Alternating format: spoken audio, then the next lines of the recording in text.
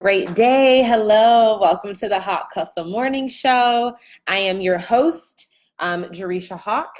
I am a high-ticket sales coach, business consultant, and I help other experts like you package the skills that they already have and turn them into a signature service that they can sell consistently. So hello, as you guys are popping on, feel free to hop in the comments, say, hey, let me know what you're doing right now. Are you on your way to work? Are you getting ready for work? Are you already at work? Are you, brewing your tea? What are you guys up to right now? Let me know. But I hope you guys are doing well. This week has been, it's felt very different than weeks in the past. And I think it's because I was so intentional with my week on Sunday. As you guys know, I was working at my desk, making pancakes for me and the babies. I have big news. I'm having my first webinar this week. Hey, Olivia. Hi, Jernay. I see Felicia is on. Hello. Hey, Joanna. I know Monique is on. Hey, girl. Hey, Yolanda. She's already at my 9 to 5. Can I just give a shout out to the ride or dies who are here every day with me? Like, I appreciate you guys so much. I appreciate you guys so much. Feel free, let me know, why do you come every day? What makes you show up to this live stream and makes you watch it late at night if you missed it during the day? What keeps you guys coming back? What keeps you coming back? But this week has felt so different. I can't believe it's what is today? Wednesday? Today's Thursday. Today is Thursday. I feel like my concept of time is just passing me by. But this week has felt so different than the weeks prior or the weeks previously. I think because I've been so intentional with my time and reclaiming my time and just being intentional with how I'm spending my time. So as you guys maybe knew, I talked about this maybe on Monday, but I planned out my week on Sunday. So I looked at my schedule. I identified 3 to 5 major goals that I wanted to accomplish. And when I say major goals, they're basically micro wins. What are some micro wins that I can get this week? And I scheduled them in my calendar for 60-minute to 90-minute time blocks. And I filled my calendar up with that. So I spent my mornings really trying to work on the things that mattered most. And I've just noticed my productivity so much higher this week because of that. So when I'm working on a certain task, I'm remaining focused. I can start to see where I drift and where my focus drifts. So I'm tired. I think it's because I've been so productive and I've gotten so much done, and I'm getting way more done, I think, this week than I have in previous weeks because I'm really being intentional with my time. And my body's bruh. You haven't worked. I don't want to say it's not hard work, but it's super productive work, and I'm just getting more stuff done. So yeah, I'm kind of exhausted, but in a good way because I've been getting things that matter most done. But I had just asked a question, what I see some of you guys every single morning with me, which I absolutely love. And if you're over on Facebook, Facebook does a really cool thing where they give you a little symbol. You will see that you're a top fan. Which I think is so cool. Monique, obviously, per usual. Yolanda is a top fan over on the Facebook page. Victoria is a top fan over on the Facebook page. So thank you guys for riding with me. But I had asked the question, what makes you come back every day? Why do you watch these live streams? How is this adding value to your life? What would life look like if we didn't do these? I'm just curious to know. And I think just as I'm asking you for this feedback, these are things that you should feel empowered to ask your audience of as well, to ask your clients of as well, to ask your students of as well. Feedback is so important. And there have been numerous times over the last 3 years where I'm a really big believer in radical candor and honest feedback that is done in a way to really help somebody get to be better. And there have been times in my business, there's certain people I will never forget because of the feedback that they gave. And it wasn't feedback that necessarily stroked my ego. It was feedback saying hey, this is where you could be better. Hey, this is where you could be more authentically yourself. hey, I can see you drifting and like doubting your voice right now. You're good enough. Like, stop trying to mimic what you see somebody else doing, or stop trying to mimic, just be you. And I've had students give me that feedback, and peers give me that feedback. And that feedback has been so invaluable for me to continue to grow into who I am, into what we have today. So this is why I ask for your feedback, because I care to know your feedback, and it makes us better. And it also lets us just know what we're doing right. You know, lets us know where we could be making enhancements, like do a little bit less of this and a little bit more of that type of thing. So I'm going to go through and read some of your guys' responses. And today, if you have any questions, if you're struggling with anything, if you want some perspective on something, feel free to pop that in the comments too. Just let us know, what are you struggling with? Where are you winning and thriving, that you may like, okay, how can I amplify this? Or I'm struggling with this, how can I adjust this? Let me know, and we can do some Q&A to help you guys out, because I've been getting a lot of feedback like, Jay, we want more Q&A. I'm like, okay, y'all got questions, I can offer perspective. So yeah, so let me read some stuff of why you guys keep coming back. Yolanda said, you always have a word. I keep coming back for more. Your community is always lit. Well, Yolanda, so y'all, she's talking about y'all. The community is lit. Y'all are lit. Like the Hawk Hustle crew, y'all are pretty live. Like even in the comments, y'all be going in the comments. Like the comments be fire. Monique said, your practical authenticity and just the fact that you're very wise and still to be so young and young in the game. I attribute that to my grandmother. You know, having a grandmother raise you, I think just, I don't know. I feel like I was just an old woman in a young soul's body, you know, like I agree with you on that one. But we're going to chuck that up to my grandma, my OG. Victoria said, these help me stay focused on my goals, accountability as well. And I love to hear that, you know, that's good. Yolanda said there would definitely be withdrawals. You are shifting things in my corner of the internet, and I want to be part of that. Jasmine said you drop gems every morning. You're not just sharing quotable statements, but things we can take action on right away. Whoops. Let's see. Sell with Shay said personalized attention. I can tell you really care about your people. I totally do. One thing that, like a philosophy that I've always tried to maintain and try to instill in my business is your wins are my wins.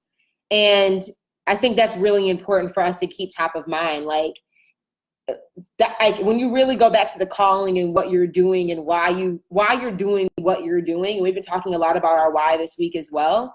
Like if you guys aren't winning, it's like, what am I doing?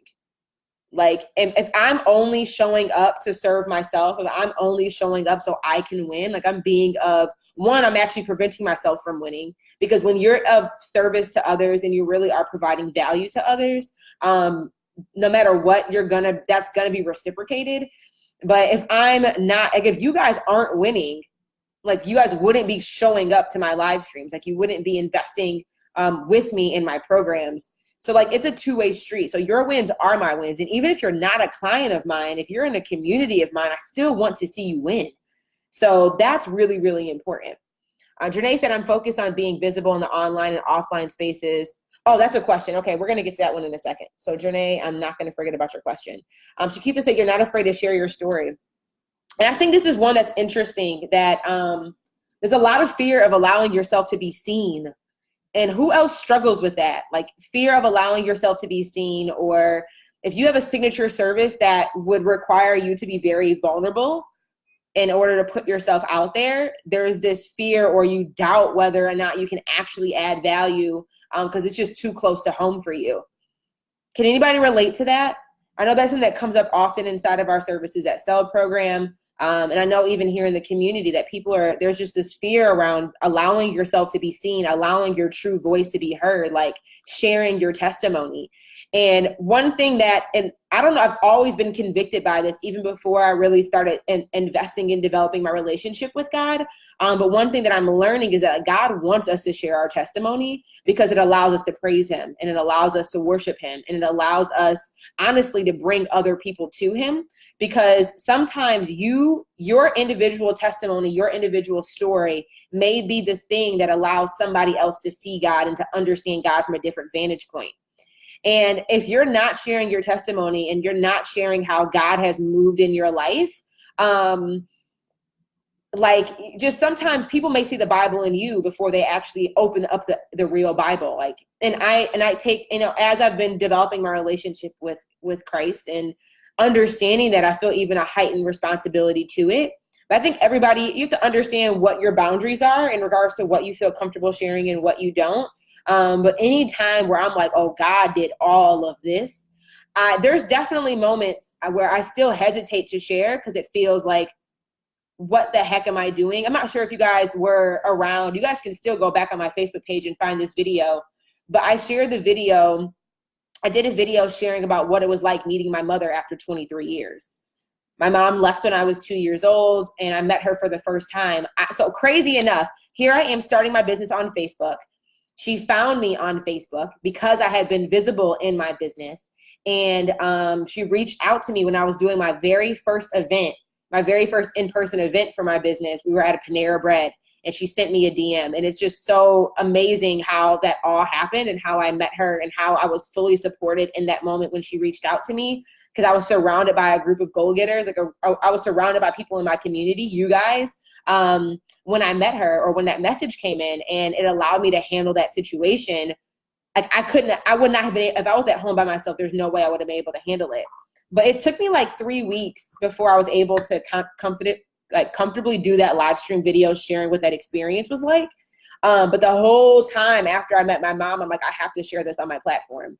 And mainly because I'm just like, there's so many people who I just knew it was just on my heart. Like, God was like, you have to share this. You have to share this. You have to share this. And I was terrified to share it because it was like, I just met my mother for the first time.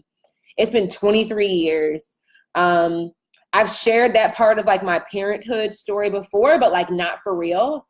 And you don't understand how much healing I think happened, not only for me to like not allow that situation to no longer be something I viewed as a negative thing in my life, but just to view it as like, that's what made me the woman that I am today.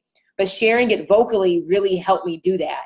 And it also, I received dozens. I mean, I was in my bed crying for nights because of everybody else's story, like all these other people's stories that they were sharing with me about how their parents, like their childhood, about how that video gave them peace, about how that video gave them the courage to speak to their mother or father again.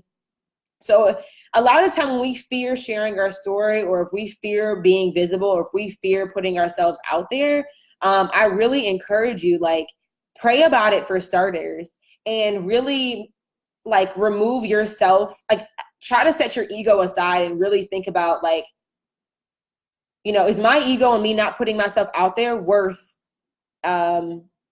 me not positively impacting other people's lives? And in certain situations, like I said, not everything needs to be shared. Not everything needs to be like broadcasted. But if there's definitely something that you can share as like a testimony or as a lesson, and that is in alignment with what your services are potentially or whatever, like, I don't know. And the more you do it, the more comfortable you get with it. There's definitely still times where even to today, I'm like, listen, I don't want to be, like, I just want to go crawl under a rock, and stay in my bed. So it's just like, I really look at it. If there's a testimony to share, I will do my best to be vocal about it. So yeah. Okay, so we can go through questions if you guys are struggling with something or just want another perspective on something or whatever. Janae said, I'm focused on being visible in the online and offline spaces where my ideal client is. I've shifted my engagement to LinkedIn. Any suggestions on where else I should connect with my audience? I would focus on, I say the biggest thing, Janae, is like, you don't need to be everywhere for you to have an impact. And I think if you're struggling with connecting with your audience, when you've already had clients, like, I would really take a moment back and look back, where did your clients previously find you? And how did they discover you, and double down. I would double down on what's already working. But I don't know if you're spreading yourself too thin, or with, you said, where else should I connect? Like, I would connect on what's already working, because you've already had paid clients. You've already enrolled, I don't know how many clients, but I would actually go back and do some recon work and see what's really been of value and like where were they discovering you? Where do they make their buying decision? Like look at the data more. And I would go double down on what's already working, is what I would recommend. Or let me know, has your audience, your target audience pivoted since the last time, since your current clients? But that was more so what I would recommend for any of you guys. Like, and if you're in the beginning stages where you have no idea where your audience is or the best platform for you to be building your audience or building your, being visible, just make sure that you're being visible, but that it's valuable, that you're not just posting content everywhere just to say that you posted content everywhere. And I've done an episode on the podcast about that, about like how much content do you need to create before you start selling. Let me go try to find what episode that was. I would actually really recommend listening to that and giving that a listen over.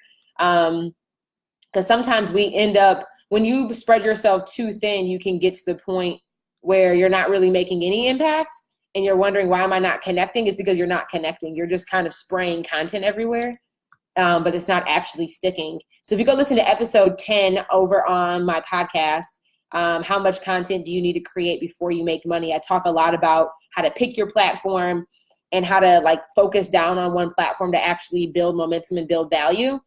But if you're just in the beginning stages, I'd pick one platform, pick one medium and test it out for 90 days. And like when I say test it out for 90 days, go all in on that platform for 90 days, evaluate your efforts. And then before I would recommend necessarily like jumping from platform to platform. So that is what I would recommend for that one.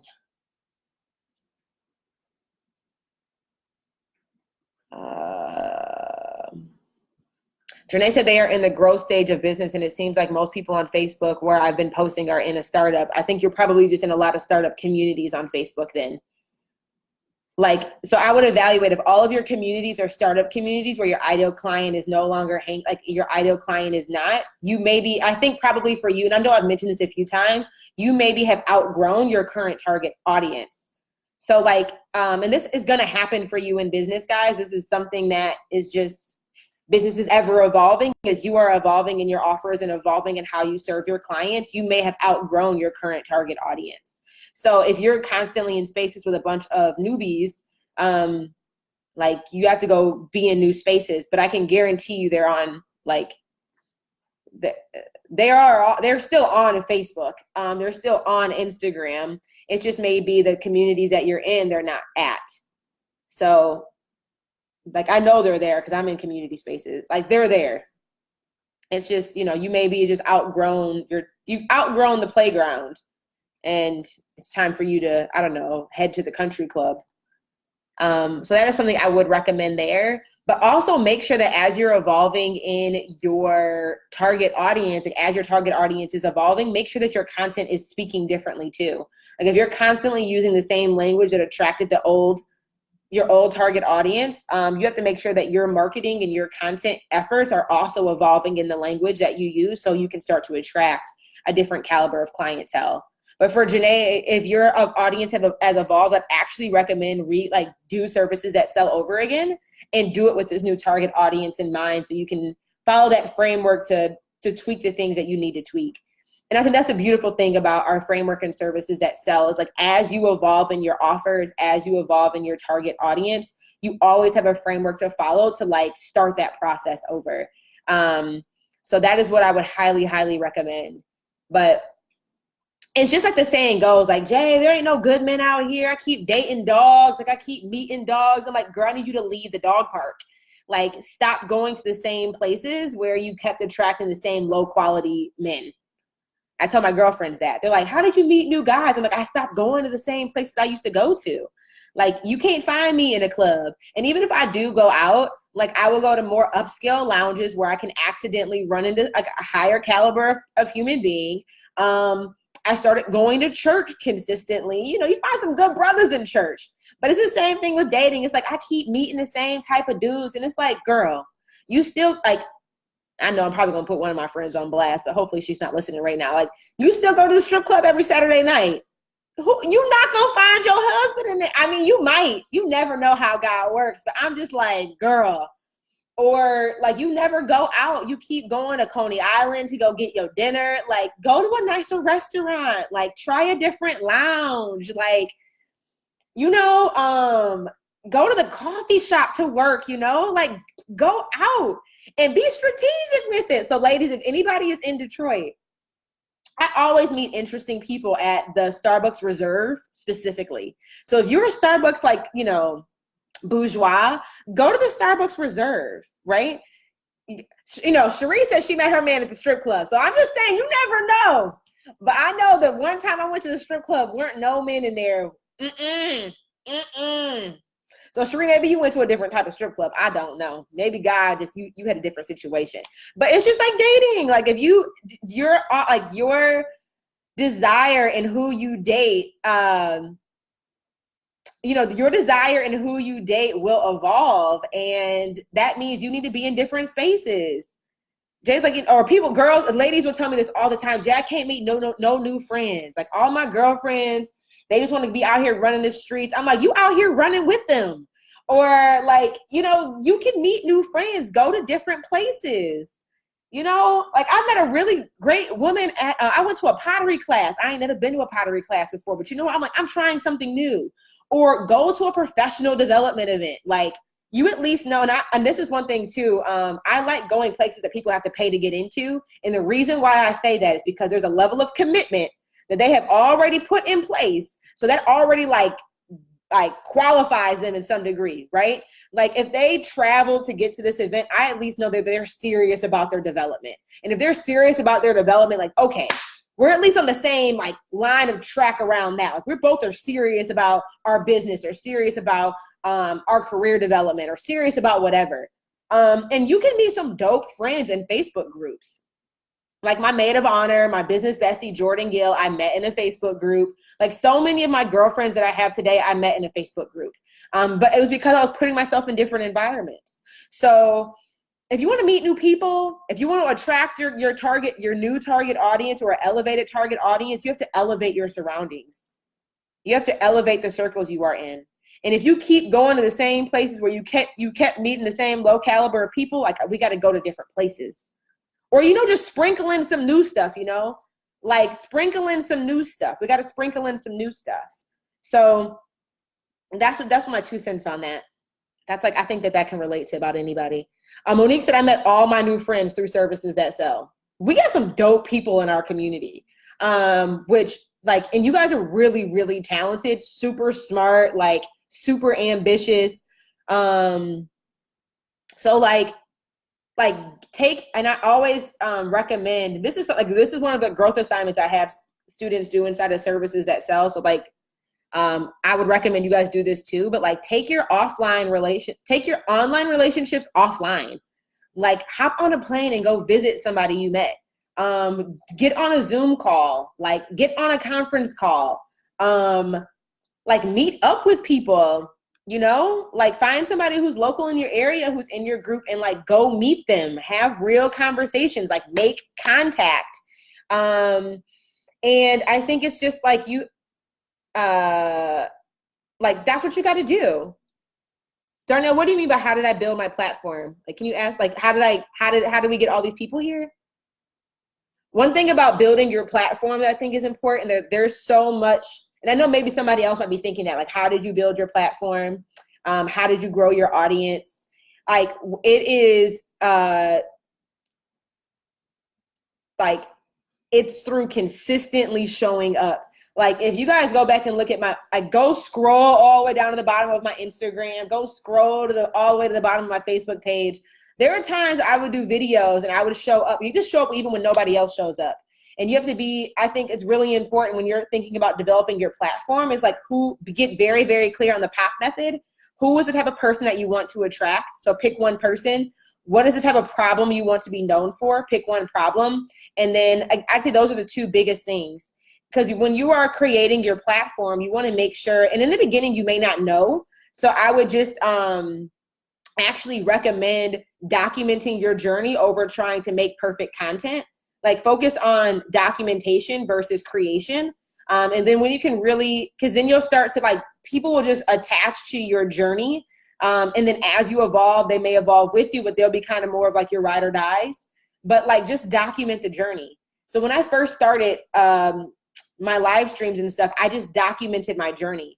So I would just share what was working for me as it related to like what people were already asking me for. So, you know, back then I was in corporate, people were saying like, how did you get promoted? How did you get that job, even though it wasn't posted anywhere? Like, you know, how do you set your goals? Like, I just started with what people were already asking me for. And I just started documenting what was working for me. And I documented on a consistent basis. So I would just show up and share, hey guys, this is how I made my 15-year career plan. Hey guys, this is how I got my first mentor. This is how I did this. This is how I did this. Like, I was just sharing what had worked for me. And now, knowing what I know now, like if I had to create a new platform all over again, starting from scratch, I would still document my journey, but I'd be a little bit more focused around what results I actually wanted, like the type of person I actually wanted to attract and the problem that I wanted to be known for solving. So I would really focus on those first two pieces of the POP method and just be consistent. Like, and being consistent doesn't mean that you have to do it every single day, right? Like when I was working my 9 to 5, there's no way I could have gone live every day. Like, I mean, you can, but just be consistent. So that consistency for you is just you showing up once a week. And I think it's more about, I think a lot of the time people look at consistency, like if I don't do it at the exact same time every day, then I'm not consistent. And it's really more about like, what is your level of frequency? Do you have a healthy amount of frequency? Meaning that, you know, people know that they can expect something from you on a somewhat regular of a time schedule, right? So that's really what I would recommend. I would pick one platform that you want to, you know, that you think your target audience is hanging out at. And I would just start documenting your journey, documenting what's working for you, and like just answer the questions that people are kind of already coming to you for, or just share the expertise that you already have. But I would think about, what do I want to be known for? Like, what do I want people's perception of me to be? What problem do I want to be known for solving? And then I would start to create content on a frequent basis that's just documenting the journey and sharing what's working around that. But like, if you think about anything, any platform that's been created, like any brand that has grown to be what it is today, they all started with nothing. Like Coca-Cola, which is one of my favorite brands of all time. Darnell, that's my cousin, y'all. But Darnell, you already know why I love Coke. Why I don't know if you still drink Coke, because of grandma. But like Coca-Cola, in their first year, I think they sold 25 bottles of their product. And it took them a long time to like be able to build traction, to build this conglomerate of a business that they have today, where they're selling happiness in a jar or selling happiness in a bottle. But they were consistent. Like, or if you think about, like you have to show up for you even when nobody else shows up. You have to keep speaking the truth even when everybody else is silent around you. Like even when nobody's liking, nobody's commenting, nobody's engaging. I would just start, that's what I would recommend. That is what I would recommend. So I hope that gave you guys some clarity on that one. Let me see. I think there was another question that I saw.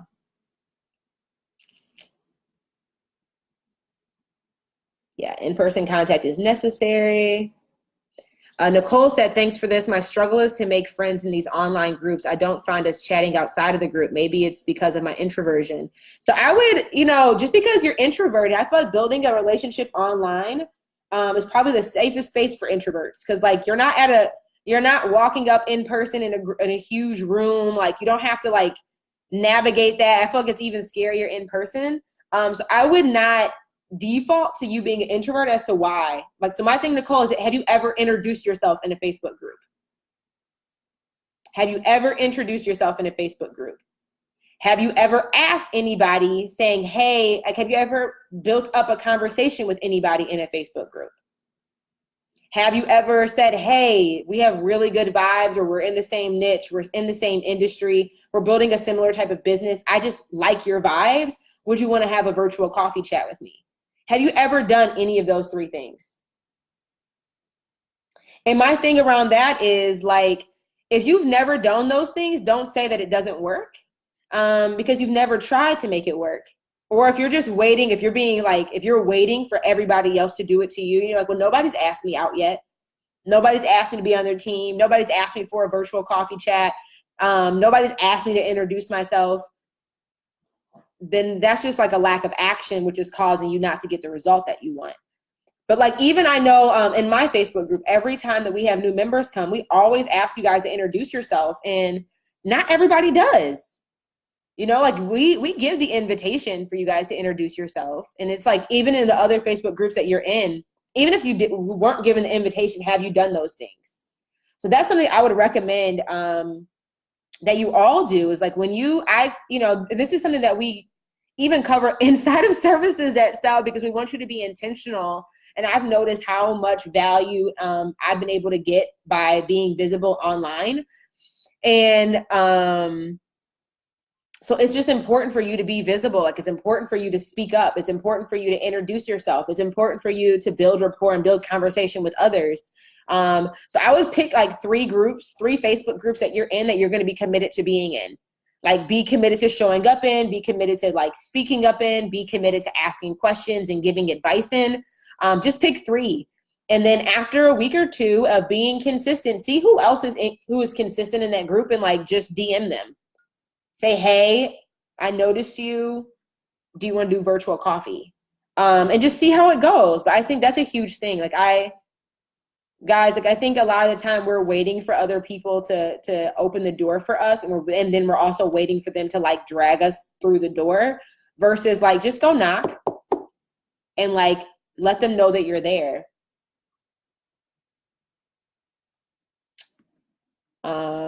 Okay, Jasmine said, any advice on charging a premium rate? What's the best way to prep clients for the increase? You don't need, like, what do you mean by, can you give me some context? What do you mean by prep clients for the increase in advice on charging a premium rate? Like, can you give me some bit of context around that, so I know exactly what you mean? Anybody else need advice or like support around that topic of how do you increase your rates? One thing about increasing your rates is you need to learn how to communicate your value better. Is a huge thing. Is like, when you can position yourself to charge that you charge this price point, and also communicate the value of what you deliver, you don't have to make a huge announcement that you're changing your rates. Like, it just is. I'm trying to look up something real quick to see if this might be helpful. Somebody said, that's my struggle. So let me know, what is your struggle around that? Like, when you say, I don't know how to raise my rates. So they aren't surprised I went from charging $250 to $500 and now trying to charge $1,500 plus for similar services. So Jasmine, one, I would tell you to join Services That Sell if you haven't already, because we will give you a full framework on how to make sure that you are communicating the value of what you do. So you can demand a higher price point. Like, yeah, Jamila, and you guys, if you guys haven't seen her results on our website, or, you know, on her podcast episode that we've done with her, like, I would go listen. But she said Services That Sell was great for specifically telling people why your rates are what they are. So a lot of it is just a disconnecting, you communicating the value of what you deliver, and you also being able to communicate the value, like, what is the ROI of what I'm getting you? And when you can do those 2 things effectively, and it's not just those 2 things alone. There's a lot of things that you have to do to just reposition yourself as somebody who now charges a higher price point. Like, I say this all the time. Like, if you were to go into Louis Vuitton, you would never ask for a discount, because you know they don't exist. Like, they have positioned their brand and positioned themselves based on their pricing, and you would never. Like, you would never go into Louis. You would never go into Gucci. You would never go into Prada. You would never go into any of those places and ask for a discount. Coach, they do discounts. Coach has outlets. I don't believe there's a Louis Vuitton outlet anywhere. So you have a lot of your raising your rates has to do with your overall brand positioning. And it has to do a lot with how you communicate the value of what you do on a consistent basis. So people understand the value, and that is something that you're responsible for doing. So inside of module 3 of Services That Sell, when you get introduced to the lean launch, You get introduced to how do you align your marketing strategy with how your buyers make decisions, and how one of the reasons, like, and you guys let me know in the comments, we're going to do some like real life data collecting here. What are some things that you consider when you're making a buying decision? So when you're about to invest in a coach or invest in a program, what are things that you consider? Like, what is your buying criteria? What are things that you consider when you're about to make a purchasing decision? And let me know that, because I think this will give us some real time. So you say quality. How do you define quality, Cherie? Like, how do you define quality? When you're about to invest in a coach or invest in a coaching program or a course, or hire a consultant, how do you define quality? What are some things that you guys look for when you're making a buying decision? So these things, Jasmine, as you've now have, maybe like I said, the efforts that you've done to get you here are what got you here, but it's time for you to elevate what your positioning is and how you communicate that positioning, so you can start to attract the higher caliber of clientele, because you probably have outgrown your current audience base as well. So I see the results in the area of what I need, receipts, credibility. How do you guys define credibility? Let me know that. Do they know what they're talking about? If it aligns with their core values, my need for what they're selling. So these are things that you, case study results. So some of it's results based, some of it is credibility, some of it is, do they actually have, like, are they just out here saying that they can do this? Or do they have like a background in being able, so all these things, and we talked about this yesterday, is like you need to learn how to communicate your value and communicate your credibility. And that is something else that we share with you in services at Seller. What are all the different credibility markers that you have outside of just testimonials and results? And then how do you infuse that into how you can like position yourself online and position yourself through your brand? And then when you start to get into module 4 of the lean launch, that's really when you learn how to make sure that your content that you're delivering is valuable and is aligned with how buyers make decisions. Right? People say, they'll get one-on-one time with the leader of the group. They'll have eyes on my work. Have I already used what I already purchased? Do I really need this? So Amber, I have a question for you. When people say, have I already used what I already purchased? What happens if you purchase something that you don't use because it wasn't structured in a way that like you could actually implement? I think that's something that I always struggle with, because I've sometimes bought a program and I realize like I get into the program and either it's a problem that I'm trying to solve a problem too many steps ahead of where I'm at, or like the content wasn't delivered in a way, or the leader that was delivering the content just I didn't connect with the teacher the same way, so I wasn't able to actually apply what I had learned. So I will go reinvest in something else. I think that's something that's always a tough one, is have you already used what you already have? But if what you already have isn't getting you results, why do you keep using it? I don't know. I just wanted to know your feedback on that one, because that's something that I'm like, if I don't vibe with the teacher, I'll definitely go invest in another class. Because sometimes it's like, that's what I need to actually do the work. So yeah. Somebody asked, I think this is it Lilac, I think? She said, do you recommend starting with a group program? I actually recommend doing one-on-one first. So I'm a really, really big believer that you should sell one-on-one services in the beginning, and earn good money while you're doing that, because it allows you to really learn what your methodology is. It allows you to really learn who your target market is. It allows you to really perfect your skill on being able to help somebody else get a result. And it's, I think it can be a lot more challenging to do that in a group environment when you haven't nailed down your method and nailed down your process. And I think the best way to do that is in a one-on-one container. So that's really my recommendation on that. Like, I really believe that you should start one-on-one and then evolve from there. And I know I've done, there's another live stream where I really broke that process down over the course of like a 30-minute video. And then also, if you visit jerishahawk.com/start, I have like a beginner's guide to selling high ticket offers. And it also helps you identify what's the best medium for you to package your offer in when you're just getting started, whether it's one-on-one, a group program, or a course. So I'd recommend you check that out too. Amber said, I'm talking more about throwing money at situations and never taking action. I've been notorious for that. I'm in remission. Yeah, like if you're, yeah, that's a good point. You guys are asking really good questions. So I'm going to answer, I think, maybe 2 more, and then we can hop off. So Alicia said, what do you look for in continuing education courses? I look to fill my skill gap. So I'm at a point now where like, I look for a couple of different things when it comes to my continuous education. And one thing, and I think it's really important for you to understand where you think you are, evaluate where you actually are, and understand what the gap is between where you are and where it is that you actually want to be. And every year I evaluate, like, okay, every year and then every quarter, I always evaluate what are my skill gaps and then what are my like mindset gaps, and like filling in those gaps. So, and also I think it's really, really important for you to evaluate where are you at, like what season of business are you in? I say this all the time, like you don't want to be investing in solving a problem that is like 5 steps ahead of where you are. Like I'm really big on focus on solving the problem that's right in front of you. So the biggest thing for me right now, like the thing that like, you know, where I'm looking for in education is I know, and I think it's also important for you to evaluate in what environments do you thrive best. Like me buying a DIY course where there is no coaching, there's no community, there's no support. I don't really do well in DIY.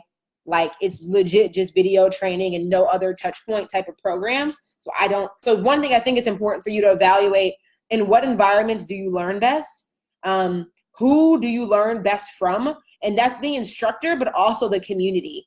I know I do really well. Like I like being in groups and being in programs where I get more than just the person who created its perspective, because it's business. Like that person may be the one shepherding us along the way, but like I want to be meeting new people who are similar mindset, in the sense that we're all goal oriented around group building and growing our business. So those are like the environment to me is really important. And again, just identifying what your gaps are. So like in the beginning of my business, like the first thing that I invested in that actually got me results, this was not the first thing I paid for, unfortunately. This is probably the third or fourth investment I made in my business in the beginning. I wish I would have made it first, was learning how to sell. Like learning how to sell, learning how to package an offer, like learning how to actually close the sale. I think too often people invest in like skill development when like you already have the skills, you just don't know yet how to package it and you don't know how to sell it. Like you need to make money. You need to make money. And until you can figure out how to make money consistently, like I would not be investing in anything that does not teach me how to make money. But that was for me, you know, like that was where I'm like, I know I can help people. I just need to know how do I communicate the help that I can give, and how do I actually like convert the client. So you got to figure out what your gaps are and figure out what season of business you're in and what resources and education would be the most valuable for you at this stage to get you to the next level. So that's kind of how I look at it. You know, I'm at a point now where we're still learning at how do we continue to grow our sales? How do we continue to help more people? So like we're looking for, like, I'm really good at organic sales, and I'm like, how can we amplify what we've done organically? And then the second thing I'm investing in right now is like a lot of it is mindset. You know, I want to get to the $1 million mark in the next, 12 months. Like that's just what I'm committed to. So I need to be around other people who make $1 million. If I keep hanging out with people and only investing in programs where I'm in a community where everybody's making as much money as me, because there's different mindset triggers. Like I need people who believe bigger than me. I need people who believe like $1 million, boo-boo, that's what I do in a month. I need people to tell me that type of stuff. Like, oh, I made $1 million last week. Oh, that's available for me? Yeah, it's available, girl. Like, why you, like, I need people who believe in me bigger than I believe in myself. And I need also I need people who are ahead of me and people who are also running with me. And this is why I love group programs, because you can really thrive off the momentum of the collective. And this is why I probably, like, I don't want to say never, but like all of the programs that I put out, you will be in a group format, because there is just magic that happens when you're in momentum with other people. And and this is why we also invite our alumni to stay and to come back into our community space, because those people have been down the road you've been down. So I like to have that mix in my education. People who are ahead of where I'm at and people who are also running with me. And then I think too, it's really important that I do not invest in people who do not have a methodology. I just don't. And I've done that before. That's normally people like, oh, I got burned. I invested in somebody and they didn't know what they were talking about. It's like, well, did they have a proven method? Did they have a proven process? Did they give you like a framework of what you were about to follow to get the result? Like, were they like Siri giving you navigation? They didn't burn you, honey. Like, you just invested in somebody. You invested in something that like you got what you paid for. So I really am big on investing in people who've gotten proven results and who have a track record and who have a framework, who have a method, like, because I think that's really important. You know, even when I'm in a mastermind, even though my mastermind isn't curriculum based that I'm in, I know that the person who's leading it and the people who are in it, like, they all have their zone of genius. They all have their own methodology and frameworks. They're not just out here winging it and winning. You know what I'm saying? So like there's some sort of proven process or framework or method that they have. And I think as all of you guys are growing in your business, customers are not dumb anymore. Like, you guys are really sharp, smart shoppers.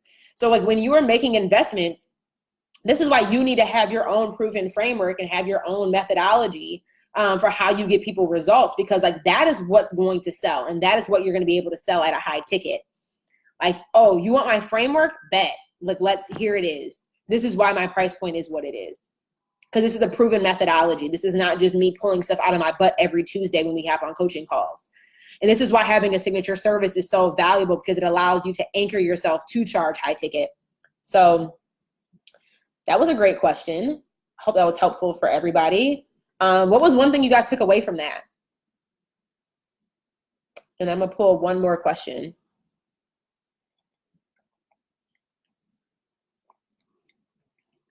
Yolanda said, is it possible to avoid programs that overlap but offer the extra thing that you're looking for? What do you mean by, is it possible to avoid programs that overlap? Like, you mean you've already invested in one program and it kind of has what the second program that you're looking to invest in has, but there's something extra that you're looking for? Can you help me understand exactly what you mean by that? I say, Alicia, the course or the coach. Even if you hire a coach, they should have a framework, and there should be a clear destination that they are taking you to, and they should have some sort of idea around like what the route that you're going to need to take to get there is. Like, no matter what. So what do you mean by avoiding the program though, Yolanda? She said, is it possible to avoid programs that overlap but offer the extra thing that you're looking for? I think like if there's another program that has the extra thing, I don't think it's an overlap. But there's something that's missing from what you have right now in the program that you maybe have that the other program doesn't have. And like, so you guys said, oh, I think Alicia can relate to Yolanda. She said, there's so many courses out there and they all sound similar. So I think it's important for you guys to like, who do you want to learn from? Like when you go down the bread aisle, there are tons of different bread companies. When you go down the pasta aisle, there are a ton of different pasta companies. They all sell the same thing. Some of them taste a little bit different. Some of them cook a little bit different. And just quite frankly, you may identify with one brand more than another. So part of it is, who do you want to learn from? And whose values do you align with? Like, if you're down to the wire and you're looking between this program and another, and like they all have the same results, they get you, like, I don't really believe any two programs are exactly the same. They may be selling it that way, but I don't believe any two are the same, because there's always some nuance. They might teach it differently. They might educate you on a topic differently. But if you are like really looking at apples to apples and like they're the exact same thing, at the end of the day, I look at those leaders and say, who do I want to become more like? Because no matter what, one thing I've noticed and one thing I've had a disconnect with is if you invest in a program and you don't align with that person teaching you, you don't align with their values, it's going to be very hard for you to actually do what they tell you to do. It's going to be very difficult for you to implement what they tell you to implement because you don't align with their values. There's a disconnect on a subconscious level. And I'd also think about how they got to where they are. As something else I'd evaluate too, if you're looking at like apples to apples, you have two coaches or two programs and they're about the same, I would look at what did their journey look like? And do you want your journey to look like that too?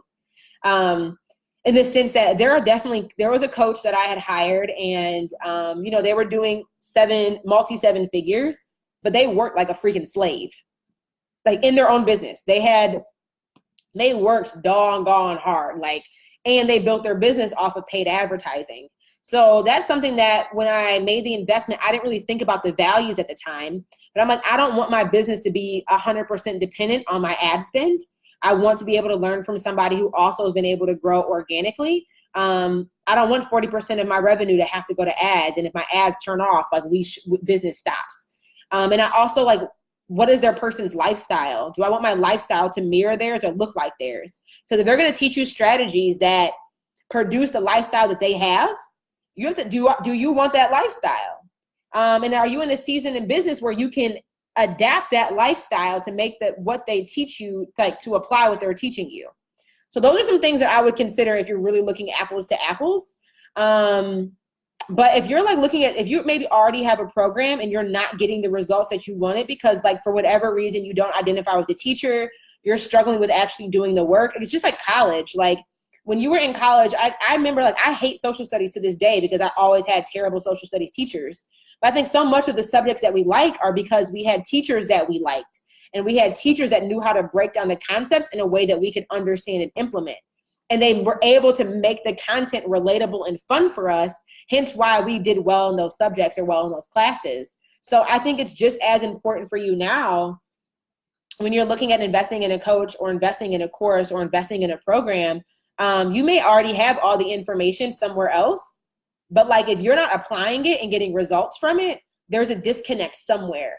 So if instead of beating yourself up, it's just now you know what you don't like. Now you know what learning environment you don't thrive, and then go invest in somebody who has a different learning environment and who teaches a different way, right? So, and then ask more critical questions.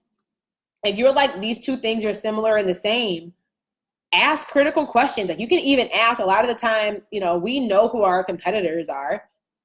People have come to me and say, Jay, I'm thinking about buying this and I'm thinking about buying this. Or Jay, I'm already in a coaching program, in a mastermind, but I need this result. And I will go back and ask well, are those programs teaching you how to sell? Are those programs teaching you how to demand a high ticket price point? Are those programs teaching you how to convert clients organically so you don't have to spend any money on ads or complicated software? Then those programs are not the same as mine. And if you want, if your goal is to make an X amount of money or do a specific thing, and those programs are not solving that result, we're not one and the same. So if you have extra questions, go ask them. But I don't know any other program that's teaching you how to sell high ticket using organic methods. I just don't. So if anybody here is Jay, I have somebody else's program, but I'm considering yours too. If those programs are not teaching you how to sell, how to handle the sales call, how to align your marketing with how buyers make decisions, if they are not teaching you how to convert clients organically, without having to use paid ads, without having to do webinars, without having to do complicated sales funnels, having to make people buy a tripwire before they buy your expensive thing, we are different. We are. So those are things I would recommend around that question, around that topic. So hope that was helpful. Thank you guys for tuning in per usual. You guys are mean the world to me. Like I said, I was committed to doing live streams every day for the month of June. We're getting close to the end of June. We may continue this moving forward. We'll see what happens. We'll see if you guys want that or not. And feel free, as always, I love it when you guys share your takeaways with me, and let me know what was useful and what was helpful for you. So feel free to tag me on Instagram stories. You can take a little screenshot right now. Okay. Take a little screenshot, tag me on Instagram. Let me know what your top takeaways were. So let me know what your guys' thoughts are there, and I will see you guys tomorrow for the Hot Hustle Morning Show. I'll talk to you guys soon.